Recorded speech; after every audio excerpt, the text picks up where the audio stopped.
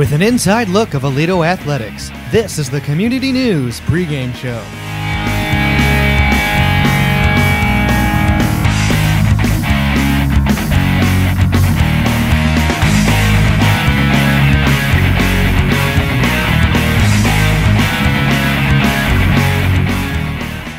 Hello again, everybody. Dominic Giannetti with you for another week of Bearcat Sports, and we begin this week with triumph. The Lady Cats defeated Stephenville in volleyball last night, advancing to the third round of the playoffs, where they will face Granbury.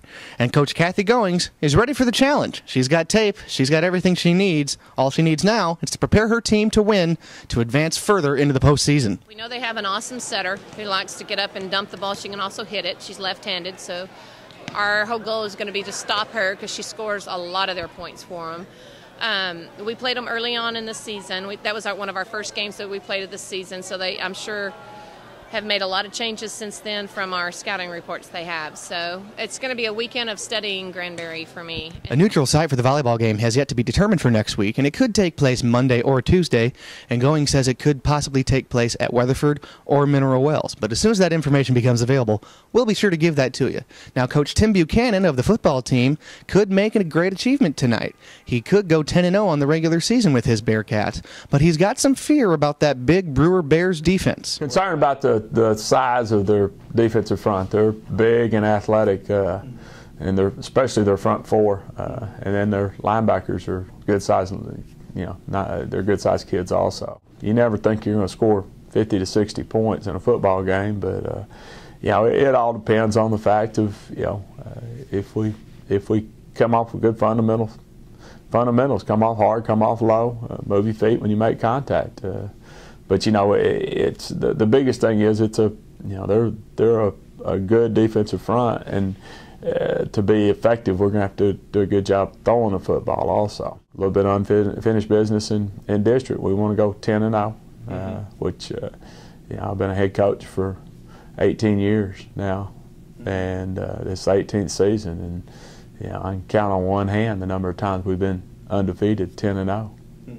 It's not easy to do. Now, volleyball and football aren't the only sporting events happening for the Aledo Bearcats this weekend. The Lady Cats basketball team is going to have some scrimmages up here at the gymnasium, and Coach Rusty Johnson is ready to get things going. No holds barred. Well, the good thing is being our second year under, as the head coach and having the same girls back, that we're not doing anything different than we did last year. The learning curve for us offensively and defensively was really last year, and I think it showed early on last year with our 5-5 start, and then as we, got acclimated to whether it be the offense, defense, in shape, getting our volleyball girls over, whatever it was, we certainly took off at some point last year after a 5-5 start.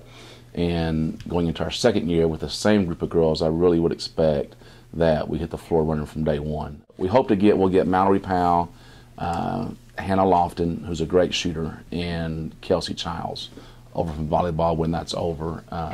Mallory will come in and she'll start. She'll be a starter for us. She started last year as a freshman for us and was actually newcomer of the year in our district. So she's an outstanding player. Hannah Lofton will come over and she'll be a shooter for us. She came off the bench last year as a sophomore, broke her ankle, and I think in the 10th game of the year, and was out the rest of the year. But those two, along with Kelsey, who's very athletic, will all three provide a lot of punch to our offense and defense when they get over, hopefully after a state championship in volleyball. Be sure to check out all the highlights from those scrimmages at our website this weekend. We're going to have them all the way up from the freshman team to the varsity. Now, before I go, I want to extend a congratulations to the San Francisco Giants for winning the World Series. Of course, it is unfortunate that the Texas Rangers lost, but history was still made by the Giants winning the first ever World Series since they moved to San Francisco. I also want to congratulate Edgar Renteria, a former St. Louis Cardinal, who did a great job in that World Series and was well deserving of that World Series MVP. We miss you in St. Louis, Edgar, but you did a great job for the Giants. Folks, that'll do it for me this week.